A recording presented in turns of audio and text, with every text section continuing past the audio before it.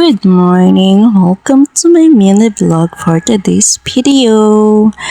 So yan na nga, mag-isa na nga lang yan dyan si nanay kasi bumaba na nga yung kapatid ko. Oo, kasi may pasok pa siya. At yan na nga, pinuntahan na nga natin si nanay ng maaga siya. At yan, hinaharot niya nga yan dyan si Alas. Pagkatapos nga binuhat niya yan siya kasi daw lagi na lang nakahiga si Alas. Oo.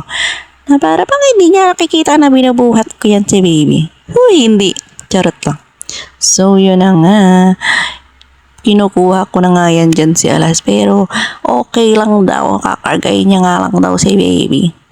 Kasi daw lagi ko na lang hinihiga. Oo. Pagod na kasi ako, Nay. Huy, hindi.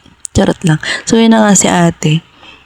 Nagpapapansin nga yan siya kay nanay kasi nga hindi siya pinapansin, si baby lang yung hinaharap. Oo, palapit-lapit pa nga yan siya dyan at kinakausap na si nanay pero hindi siya pinapansin. At si Alas lang yung inaaliw ni nanay. Huy, si ate antok pa siya dyan ng mga oras na yan. Kasi kaaga pa talaga niyan, be. Yes. Huy. So yun na nga. Chichismisan nga kami dyan ni nanay. About sa baba. At yan na nga, pinansin na nga siya ni nanay at tinatanong siya kung gusto niya na kumain. Pero ayaw niya pa talaga, be. Di ko talaga siya pinakain. Hindi din talaga siya kakain, day. Oo. Huy, gusto kasi niyan may kasabay. So yun na nga, nangalay na nga yung nanay kung magkarga-karga sa kanya. At inilagay na nga yan siya dyan sa stroller. Kay kuya niya pa yan, Lawrence. Yes. Kada na rin yung stroller niya yan. Huy, OA. Hindi.